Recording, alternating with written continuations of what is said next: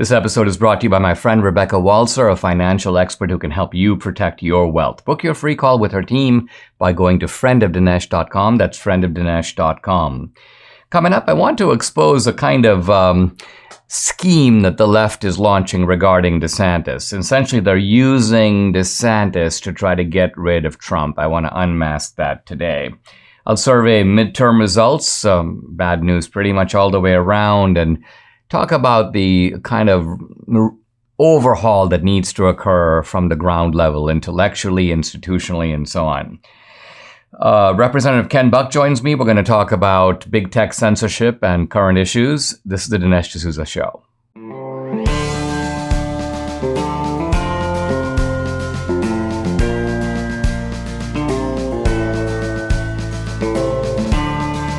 America needs this voice.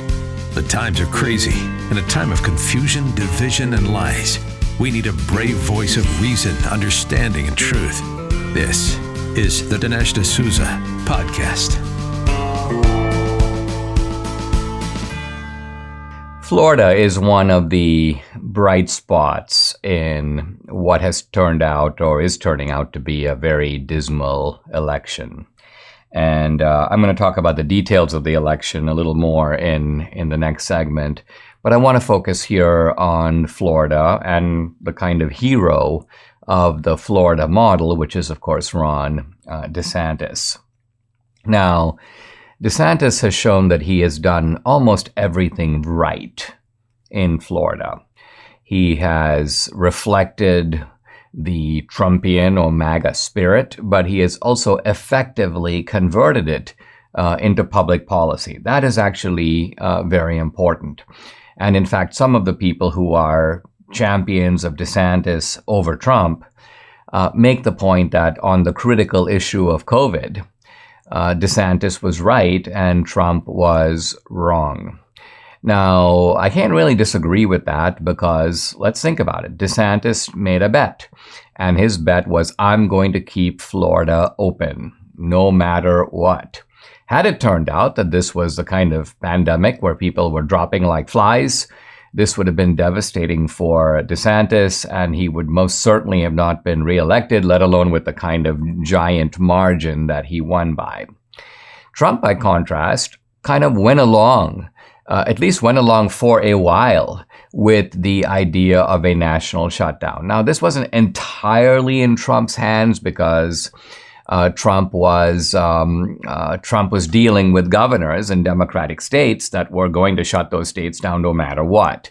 And in that sense, Trump didn't have a choice in that matter. But it's also true that Trump was convinced that this was a kind of pressing necessity.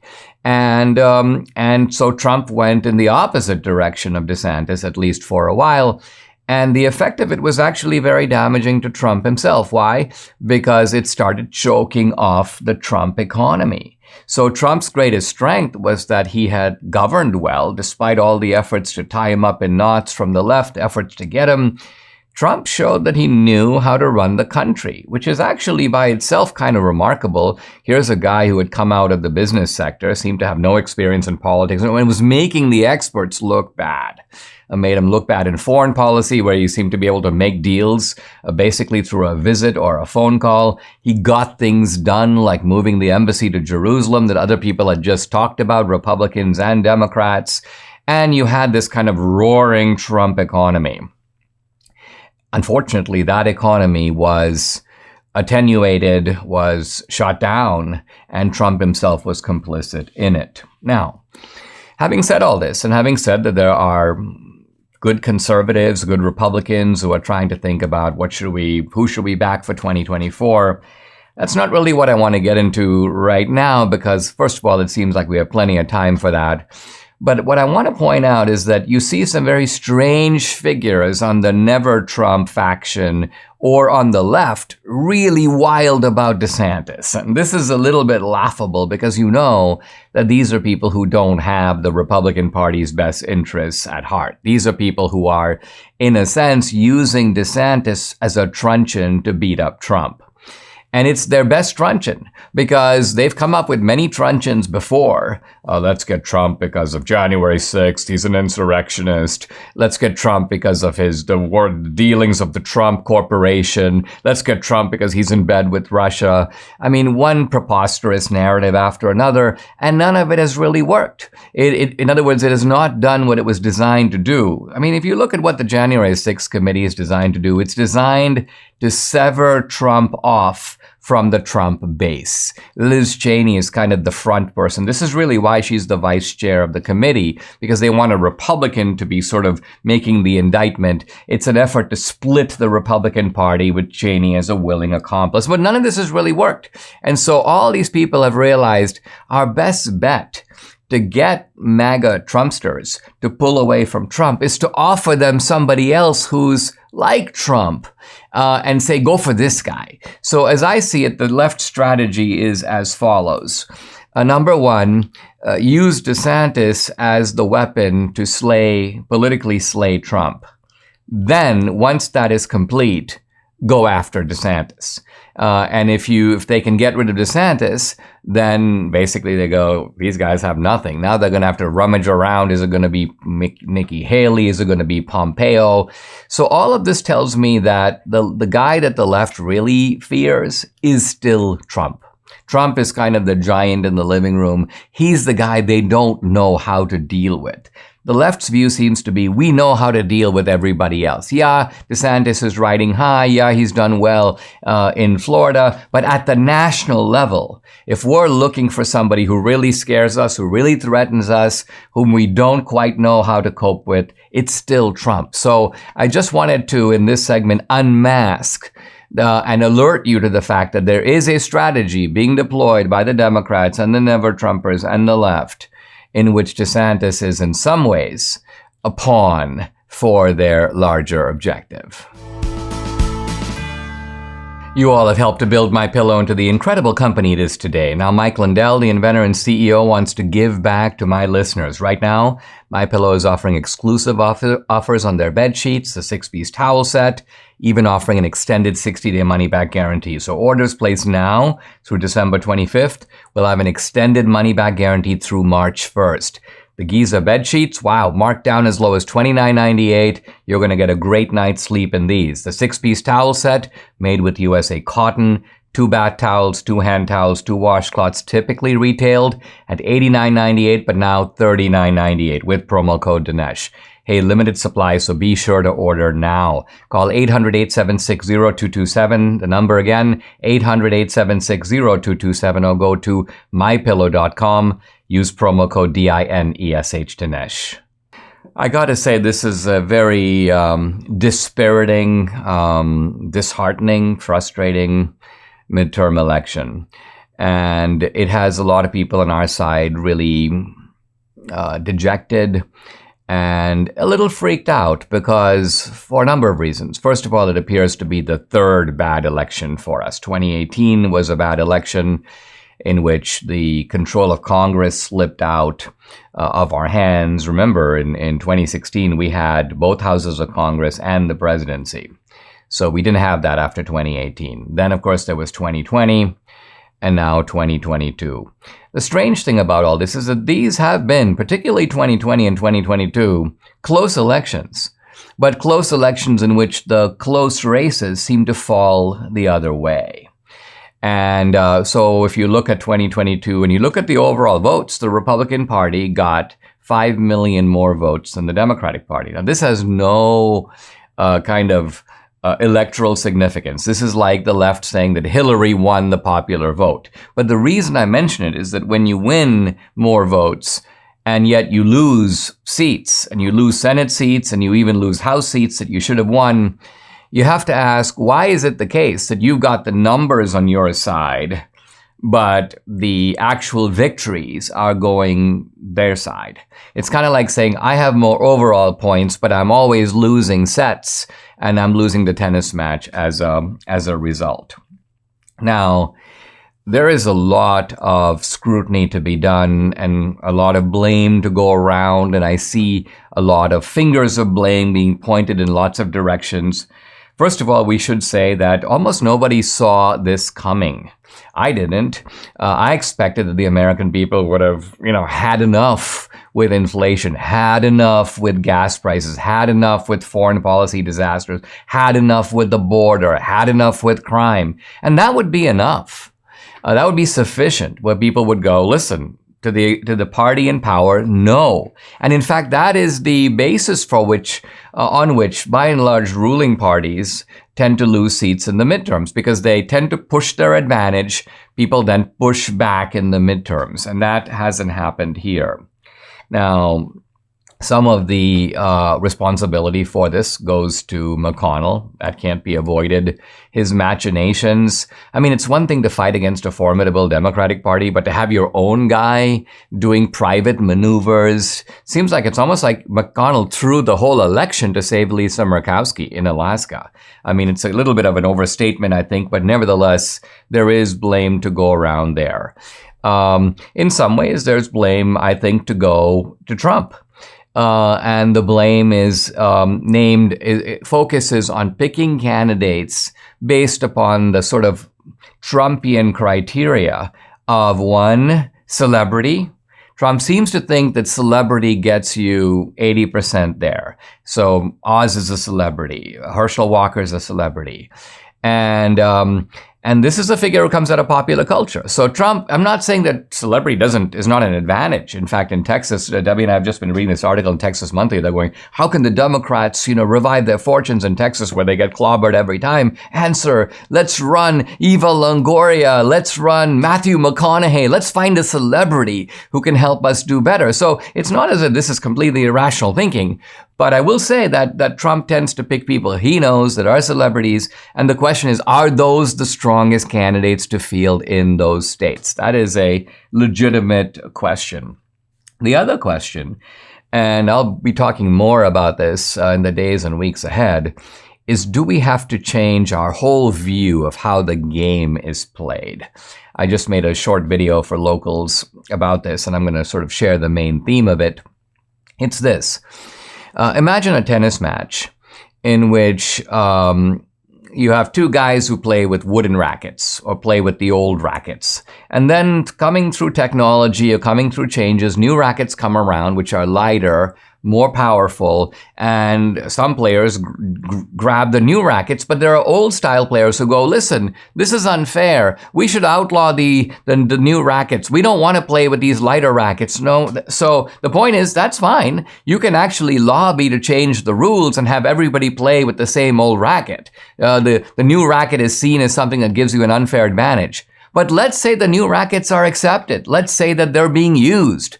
Then it seems to me that you're going to lose every time if you try to be like some 21st century Bjorn Borg and go, listen, no, I'm going to still play with the old racket. What am I getting at?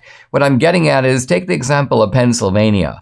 Fetterman was able to put over 1 million votes in the bank through early voting. So even though Oz won something like 70-30 or 65-35 on election day, it wasn't enough to overcome the early voting advantage accumulated by Fetterman. And that's how Oz lost. So the point being here, the Democrats have, in a sense, almost perfected a ground game of putting hundreds of thousands, if not millions of votes in the bag. And we might see this happening also with Kari Lake. If Kari Lake loses in Arizona, it'll be in part, I think, not because she's a flawed candidate. She's actually a far superior candidate to the dopey Katie Hobbs, who didn't even really campaign. But think about it. How can Democrats who barely campaign, Oz, I'm thinking of Fetterman and Katie Hobbs and even Biden, how is it that they can get across the finish line? And one answer, not the only answer, but one answer is the Dems have mastered the art of the game of early voting, and we might have to consider playing the same game by the same rules. I've said it before, I'm not a super fan of the flavor of veggies, but I have to admit when I'm in the produce section of the grocery store, all the vibrant colors of fruits and veggies look really good. And Dr. Howard at Balance of Nature explains that all the different colors you see in the produce section equal nutritional variety. Different colors signify different key nutrients. So if you eat only your favorite 1 or 2 veggies, you're missing a whole world of vital nutrients. This is why Debbie and I take these 6 little fruits and veggie capsules each day. Each daily dose is made up of a blend of 31 different fruits and veggies. 31.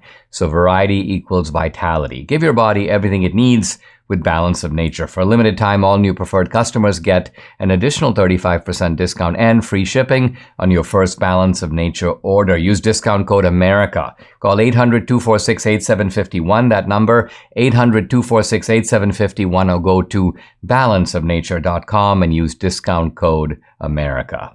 We've rightly been focused on election news, midterm results, how to make sense of them. But there's, of course, other news that goes on. And one of the things that's been going on is the Oath Keepers trial in connection with sedition charges related to January 6th.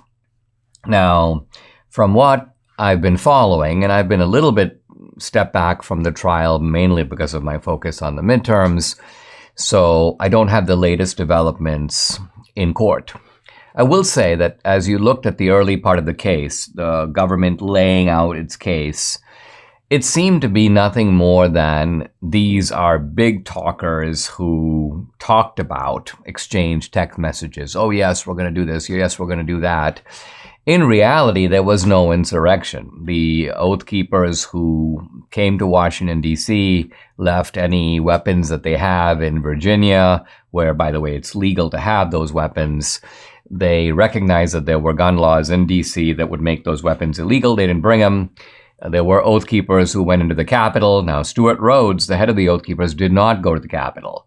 And yet he's charged with conspiracy. Now, in theory, it's of course possible not to go to the Capitol, but you planned the whole thing. It's kind of like saying, well, Charles Manson wasn't there, but he planned the whole thing.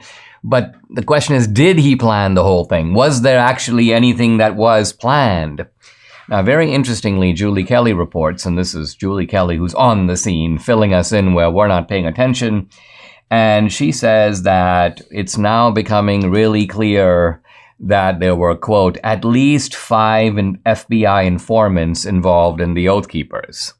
So this one organization has 5, no less than 5 FBI informants. And it turns out that the informants include the Oath Keepers vice president. The number 2 guy at the Oath Keepers was an FBI informant. And so what does this tell you? Well, what it's telling Julie Kelly is that this is the Whitmer play that is being replayed here.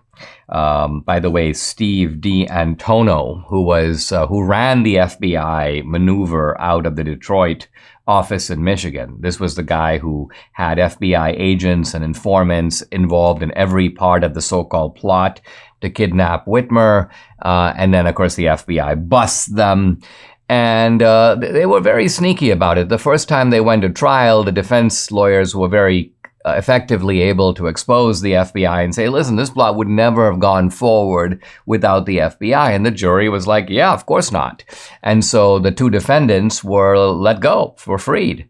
But the other guys, for whom there was a hung jury, were tried again and convicted. And this time the FBI had a judge who kept a lot of the full involvement of the FBI out of the trial, as if to say, hey, listen, if these guys wanted to kidnap the governor, it doesn't matter if A, somebody else put them up to it, B, somebody else moved the plot forward, C, the plot would not have occurred without them. As long as they wanted to do it and they participated in it and they were, in that sense, willing participants, nobody held a gun to their head, they're guilty. So framed that way, it was obviously much easier to get a conviction. But looked at from the larger political angle, what you see here is that the framing of these defendants is a key part of what actually happened.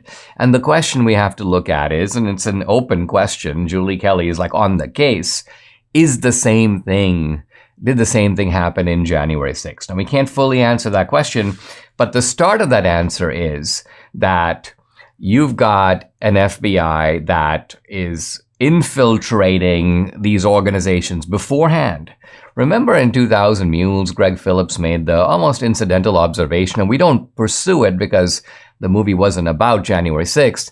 He goes, listen, in January 6th, there was no way that the government, the Biden DOJ, could have arrested people right after January 6th with all this information. They'd already taken it to a grand jury. They had already obtained all the necessary warrants. How is this even possible? Normally, the process takes weeks, certainly days, if not weeks. And Greg Phillips's point is they had to have been tracking them before. And here, boom, we now see in the Oath Keeper's trial, because remember, trials have a discovery you have to provide, and the government's been very slow to provide full discovery to the defense, which I think is a problem. But nevertheless, when they see this discovery, they go, oh, wait a minute. In fact, one of the informants, Dan Chappell, was apparently involved in both the Whitmer kidnapping case and January 6th. Same guy, same informant. So the ties between Whitmer, the Whitmer episode, and January 6th become a little more clear now. Now, very interestingly, and I think tellingly, the Steve D'Antono guy has officially retired. And why is this significant? Because I think Steve D'Antono knew that there are going to be hearings being conducted by the House. He would be called as an FBI guy to testify. Now we can basically say, you know, I'm out of the FBI. I don't have anything to do with that anymore. So the retirement becomes a way, perhaps not to completely prevent him from having any accountability, but certainly to sort of diminish his accountability, because his point is going to be, whatever I did, I'm no longer kind of in the game. And so now you're not really calling somebody who is from the FBI, but only somebody who used to be with the FBI. Inflation continues to be a plague on our economy, our families, our savings, and the irresponsible spending from the left just continues to exacerbate the problem. Well, don't be over-leveraged in the stock market. Don't let your savings wither away. Hedge against inflation with gold from Birch Gold like I do. That's right, I buy my gold from Birch Gold. You can too. Listen to this. If you text Dinesh to 989898, you'll get a free information kit on gold, and you'll get a free gold bar with any purchase by December 22nd. But you have to claim your offer by Black Friday. Don't allow the left to devalue your savings. Text Dinesh to 989898. Claim your free information kit from Birch Gold. You can own physical gold and silver in a tax-sheltered retirement account, and Birch Gold will help you do it. When you place an order by December 22nd, Birch Gold will send you a free gold bar. Text Dinesh to 989898 and secure your future with gold. Do it today. Since I've talked about the FBI and its role in not only the Whitmer kidnapping but January 6th in the last segment, I want to talk about an FBI whistleblower named Steve Friend. This is a really good guy. This is a guy who actually never wanted to be a whistleblower. He's sort of one of those guys who, well, kind of like me, a big fan of the old reputation of the FBI. These are the guys who went after the Bonnie and Clydes, going back to the earlier part of the 20th century. These are the guys who then busted the mafia, who have taken down a lot of crime syndicates. This is the FBI, you may say, of the untouchables. And Steve Friend followed this as a career. He wanted to be the guy who got the bad guys. And then he was put on these child pornography cases, which, by the way, is a clear case of good versus evil. And but right when he was in the middle of those, they pulled him off and told him, hey, we're going to move you to January 6th. So this was odd for two reasons. Number one, he realized that the FBI is now dropping and minimizing and turning away from a lot of serious crimes like child pornography and sex trafficking, and putting its energy into going after insurrectionists. So that was the first thing. The second thing, which I think is very telling, is that this guy, Steve Friend, was in a local or regional office away from Washington, D.C. So he actually had nothing to do with January 6th. When they told him he was going to be a kind of case officer in January 6th, he was kind of shocked because it's not his jurisdiction. He has nothing to do with it. And then he realized that the FBI is playing a dirty game, which is they're taking a lot of cases that are all from Washington, D.C., and they're assigning case officers in remote parts of the country. Why? Because they want to make it look like domestic terrorism coming from the right is a national problem. In other words, they don't want to make it seem like there was an isolated episode, January 6th. We're now dealing with the defendants from January. They want to make it sound like there's domestic terrorism coming out of Idaho and coming out of California and coming out of Arizona. And the way to do that, the way to create that smoke and mirrors, which they know, of course, the media will amplify, is to have FBI agents in local offices who are the case officers of those cases. So this guy, Steve Friend, went and protested this and goes, this is actually nonsense. I don't have anything to do with January 6th. Besides, why are we moving our resources to this one situation while ignoring all these serious crimes that are now going with diminished attention? Well, turns out they suspend the guy. They suspend him, and they accuse him of being a kind of a MAGA Trumpster. Now, he made it very clear in his complaint. He says, quote, I'm not a Trump voter. I'm not sympathetic. So what he's saying is, I'm not doing it for that reason, and that's not my motivation at all. He also said, I'm not just complaining about January 6th. What I'm complaining about is the fact that the FBI is now routinely using tactics against people. This is the third point to be made, in which the process is the punishment. Very interesting phrase. In other words, the FBI realizes that they may not be able to convict somebody of something, but they go, listen, if we raid his house, if we terrorize him, terrorize his family, bring a tank, bring all this weaponry to their house, it's going to leave them scarred for life. So that's the punishment. Their punishment is the raid. The raid is not a means to something else. It's not because the guy poses a danger to society. Let's raid him to terrorize him. I mean, this is like this is like Soviet-style tactics. Case in point, and this is a point that becomes part of Steve Friend's whistleblower complaint, there was a British doctor who was inside the Capitol on January 6th. Turns out the guy was not a Trumpster. He was not there about the election. He was a tourist. He noticed the Capitol was open. He went inside. He was there for a few minutes. He didn't harm anybody. In fact, he sort of picked up a free brochure. It just gives you the idea of the mood in there. Here's a tourist who absolutely thought, wait a minute, it's open. I can go in. There are cops around. Nobody's saying anything. So this guy picks up a brochure and leaves. So what happens is that the FBI outs this guy, and even though they don't eventually bring charges against him, he loses his medical practice. He's no longer a doctor. So think about it. Without having charged him, without having convicted him, he's not an insurrectionist. He's nothing. He's a tourist. He's a tourist who's in the wrong place.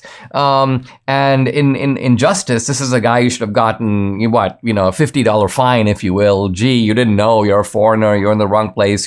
This is a restricted building. Okay, that's what a humane result would be. But instead, the guy loses his livelihood. This is ridiculous. This is what Steve Friend is complaining about, the process being the punishment. In another case, he talks about the FBI boasting about using a SWAT raid, even though they knew the subject was harmless, would have come in had they arranged for the guy to come in and turn himself in. But no, they go, quote, we're going to hit this house at 6 o'clock in the morning, throw flash bangs and knock the door down, drive a Bearcat up the front lawn. So this is what the FBI has literally become scarier than the people that they arrest. This is a greater danger to our security and our liberty than a lot of the so-called criminals that they're going after. And this is the evidence, or this is the kind of behavior that inclines us to the view that the FBI needs to be completely reformed. In some sense, I'm taking the left slogan, defund the police, and picking up my own slogan, defund the FBI. There seems to be no question America now is in decline. Crime and inflation are skyrocketing. Seems daunting, but don't lose hope. If you're a senior, you remember better than anyone how strong America can be when we work together. This is why I urge you to join forces with AMAC, the Association of Mature American Citizens. AMAC exists to enrich the lives of seniors and uphold freedom for all Americans by fighting for conservative causes. Membership comes with discounts on hotels, restaurants, cell phone service, and much more. And my friends at AMAC offer advisory services on things like Medicare, financial planning, and Social Security. Becoming a member of AMAC is easy. It only costs $16 a year. Go to amac.us/Dinesh to sign up. Debbie and I have. We're proud members of AMAC. You should be too. Go to amac.us/Dinesh now. Join millions of other AMAC members receiving unparalleled benefits while we work together to get America back on track. Join AMAC today at amac.us/Dinesh. That's amac.us/Dinesh. Guys, I'm really happy to welcome to the podcast Representative Ken Buck of Colorado. He represents the 4th Congressional District, currently serving 4th term in the U.S. House of Representatives. Website, buck.house.gov, and you can also follow him on Instagram, Facebook, and Twitter, Rep. Ken Buck. Ken, welcome to the podcast. Thank you for joining me. Let me start by asking you, seems to be turning out a very disappointing midterm. Clearly something is going wrong, and it's highlighted by the fact that there were kind of high expectations, that the American people were disgusted with the Dems, disgusted with inflation, high gas prices, failures in foreign policy. And it seems normal in the midterm for the American people to kind of push back against the party that's in power. What do you think has gone wrong for the Republican side this time around? Is it message? Is it organization? What is it that is causing this disconnect with the American people this time around? Well, let's back up. First of all, I absolutely agree with you. This should have been a historic election. This should have been a 2010 type of election. The wind is at our back. With inflation and crime and the border and the Afghan withdrawal, all of the things that the American people saw from the Biden administration they didn't like. Then they saw this inflationary spending coming out of Congress. They were sick and tired of that. And at one point, we had our leadership talking about, gaining 60 seats in the House, and it looked like a few weeks before the election we were going to gain the Senate and have a majority in both houses and be able to put the brakes on this terrible Biden administration. I think what happened is people don't trust the Republicans any more than the Democrats. We have let people down in the past. We have not followed through on our policy promises, and the American people are frustrated with both parties. And we've got to rebrand ourselves, make sure that we are the party of less government, make sure that we are the party of individual responsibility and lower taxes. And I think if we can do that in this next period where we'll have the majority in the House, it'll be a slim majority, but we'll have the majority in the House. If we can do that in 2 years, we stand a chance of retaking the White House, and we stand a chance of moving forward with the traditional Republican brand. Now, with the Republicans not having the White House, Kevin McCarthy released a sort of commitment to America saying we will do these 4 or 5 things. Realistically, as you know, when you don't have the presidency, there's not much you can pass in terms of laws. You can give the American people a vision, but the best thing you can actually do is block the Biden administration from doing bad stuff. And I think a lot of Republicans thought that's going to be enough for the midterm, because if what Biden is doing is bad, then people are going to want to at least stop the bad things from happening, let alone, we'll wait and see what good things can come out of that. Are you saying that the Republicans need a kind of positive vision going into 2024? And how do we resolve some of the infighting that's occurring in the Republican Party right now? The MAGA wing of the party, the establishment wing, the moderates, everyone seems to be pointing fingers at each other. What is the unifying way to go forward from here? Well, I think what we need is a strong leader. I'm not sure we have a strong leader at this point, but we need a leader that will actually take us down to the border and show the American people directly. Sometimes the media is all over the border story, and sometimes they're not. We need to make sure that's a message, that respecting the rule of law is a message in the United States. We need to make sure that we are highlighting not just the crime problems in this country, but working with the states to develop solutions to those crime problems. And if the Democrat Senate wants to undo those solutions, and if the president doesn't want to sign those bills, so be it. But the House should be passing bills. We know what solves crime. You have to put criminals behind bars. You have to offer programs that rehabilitate drug addicts so that they they have a chance at a decent life. Those are the programs that we need to move forward if we're going to deal with the crime issue. We know it causes inflation. We know that the spending in the last 4 or 5 years have caused a dramatic increase in inflation. We need to give the American people confidence that a Republican administration and this Congress will do something about the overspending that we're seeing. Let's turn to a topic that I invited you on to talk about, and that is the topic of big tech censorship. There seems to have been some new information that's come out, some very good reporting by The Intercept, of all places, that really reveals the depth of the collusion between the Biden administration on the one hand and the big tech platforms on the other. We only have a couple of minutes, a couple of seconds before we go to the next segment. So let me start by just having you summarize the problem, and then we'll go into it in some depth when we come back. Sure. Well, Dinesh, the problem is that we've got 4 monopolies that control the flow of information to a large extent in the United States. And when a political party colludes, conspires, agrees with those 4 platforms, the two can move a particular message, a political message, to the American people. And that's exactly what happened with a lot of the COVID information that was out there. They suppressed information that would have been helpful because it didn't fit their narrative, and they promoted information that wasn't particularly helpful. Let's take a pause. When we come back, I want to go into more depth into the way in which the Biden administration has been working with these big tech platforms in, I think, flagrant violation of the First Amendment. What some of us would do just to be young again, the simple things like climbing stairs, getting in and out of bed, taking a walk, aren't always that simple. Too many aches and pains. But they can be, because thankfully now there's a 100% drug-free solution for those aches and pains. It's called Relief Factor. Relief Factor supports your body's fight against inflammation. That's the source of aches and pains. The vast majority of people who try Relief Factor love it. They order more because it works for them. Debbie's a true believer. She can finally do the exercises she likes, planks, push-ups, a stationary bike, all thanks to Relief Factor. It's been a real game changer for her and for lots of other people too. You can benefit. Try it for yourself. Order the 3-week quick start for the discounted price of only $19.95. Go to relieffactor.com or call 833-690-7246 to find out more. That number again, 833-690-7246, or go to relieffactor.com. Feel the difference. Back with Congressman Ken Buck of Colorado. Ken, we were talking in the last segment about the collusion between the Biden administration and these big tech platforms.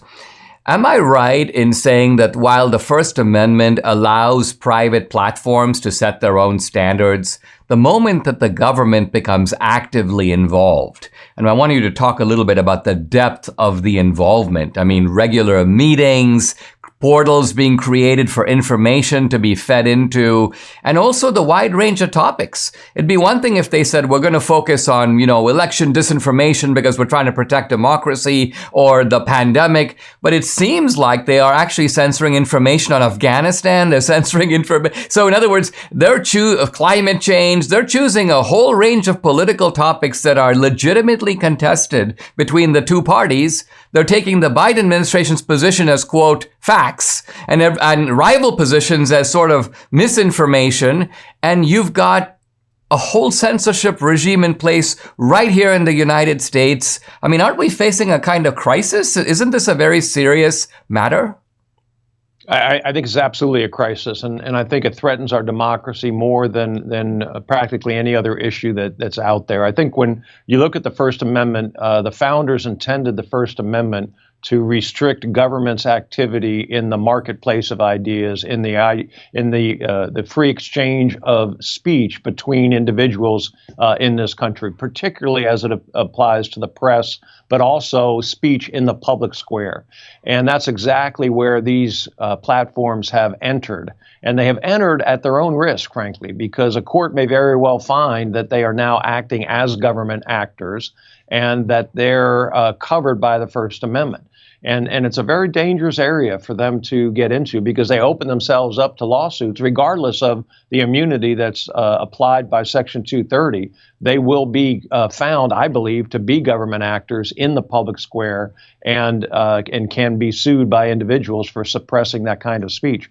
But the Biden administration, what an absolutely immoral or amoral position that the Biden administration has taken by trying to really determine what types of information the American public gets. And I haven't seen this kind of corruption in the speech area since maybe even LBJ, where he was using all kinds of government agencies, or FDR with the IRS trying to intimidate his opponents. And so we see this in the Democrat Party over and over again.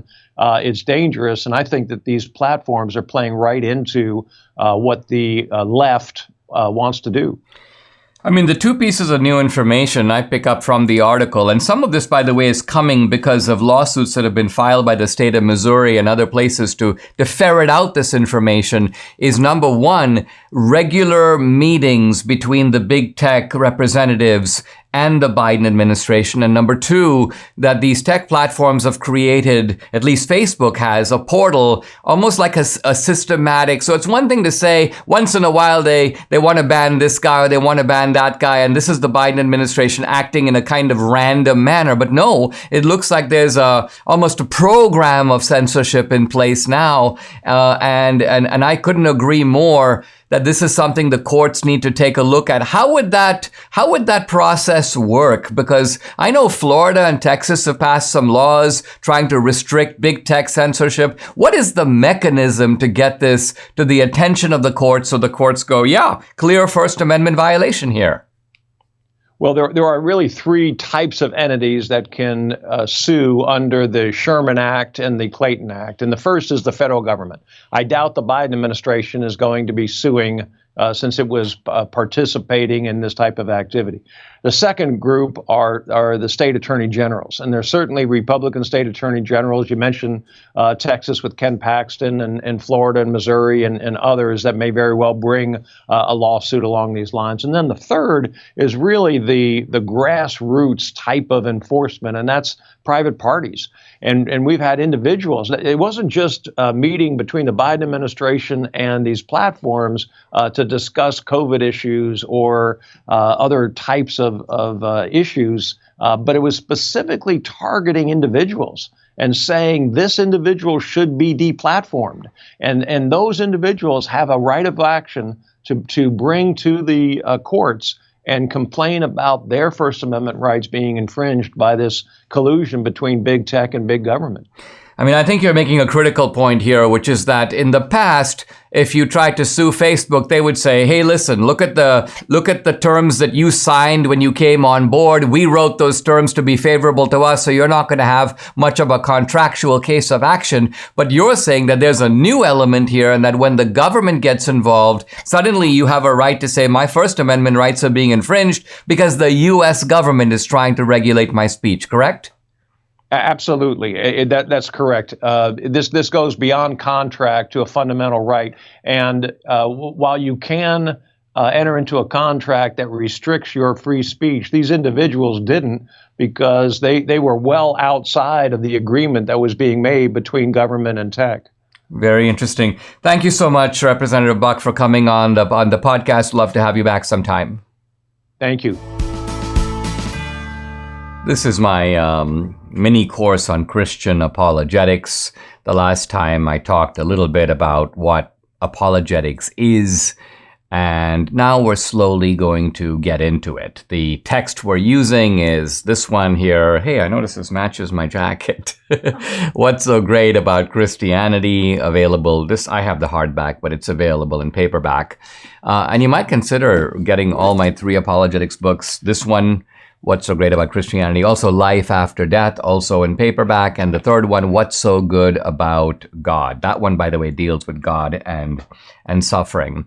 And this kind of course is going to take us through sociology, a little bit of history. It's going to take us through a basic understanding of science. Don't worry. In all these things, philosophy, I presume you're very intelligent, but you don't know anything about the subject. And so my job is to explain what's going on in a manner that you can easily grasp and understand and put the pieces together. And this is a case where we're covering a topic that is not simply sort of theoretical or about the world out there. It's about us. It's about our own lives and living deeper and more fulfilled lives, giving us a taste of the sublime, what I later call in the book a foretaste of eternity. Now, let's begin by talking, in a sense, observationally or sociologically about what's going on with Christianity. And if you look around the world, you see something kind of startling. And that is that Christianity is doing worldwide pretty well. Now, religion in general is doing worldwide pretty well, which is to say it's really growing in large parts of the world, notably in the so-called developing world. I don't mean in the poorest countries in the world. In fact, some of the poorest countries in the world, think about, for example, people living in the Amazon rainforest or tribes that are kind of untouched by modernity. We don't see a rapid growth of Christianity over there. But we're seeing countries that are coming up in the world, countries all over Asia and South America and Africa, finding, you may say, religion, and specifically Christianity. Now, all of this is a little bit of a surprise because if we go back a few decades, I don't know if you remember, there was in the 1960s, I believe, late 60s, a cover of Time magazine that's asked, "Is God dead?" And this was a reference to the famous saying by the philosopher Nietzsche, "God is dead." And it's turned out not to be true. Well, Nietzsche's dead, but God, in a sense, is not dead, which means that we are seeing almost a comeback story in the 21st century of God. Now, if God is back, you might say, well, I don't really see it, Dinesh, and you may not see it. And the reason you don't see it is partly because you live in the wrong neighborhood. By which I mean, if you live in certain parts of, let's just say you live in Boston or you live in New York City, you go into one of the very nice churches or cathedrals, and you notice it's kind of empty. I mean, you've got some tourists mulling around, you've got some gray-haired people there, you see a lot of empty pews. And this is also a reality of our time. I don't mean to dismiss this at all. This is a phenomenon I want to call practical atheism. So practical atheism is different from the kind of militant new atheists, Richard Dawkins or Sam Harris, who are raging against religion. Practical atheism is actually a far more widespread phenomenon. And it covers some people who would consider themselves atheists. It covers some people who consider themselves agnostic. And here's the weird thing. It even covers some people who would call themselves Christians. Why? Because these are nominal Christians. They're Christians whose Christianity doesn't really matter to them. They might show up once a year for social reasons to church, but you can't really call them Christians because the Christianity hasn't really sunk in very deep. Another way to look at it is these are people who live as if God did not exist. That's kind of a way to think about it. And it's kind of a good question to pose to yourself is, do I live as if God did not exist? And if so, you fall into this category. This is the category of a practical atheism. And in America, in Western society, you do have a lot of this. But this is occurring in pockets of the world. If you look at the world as a whole, the spinning globe, we are seeing a global revival of religion. It's happening, by the way, on every continent. It's happening in strange places, even in Europe. You'll go into places like Amsterdam, and you'll see a church sometimes run by like a preacher from Senegal or preacher from Africa, black guy, and it's completely full of Dutch people who are attracted to this kind of, let's call it old-time religion or traditional religion. And we're seeing this revival occurring, and I'll go into it in more detail tomorrow. It's occurring in Hinduism. Hinduism is a big revival going on, particularly in India, which is the home of Hinduism. It's occurring in Islam, and it's occurring even more rapidly in Christianity. Subscribe to the Dinesh D'Souza podcast on Apple, Google, and Spotify, or watch on Rumble, YouTube, and salemnow.com.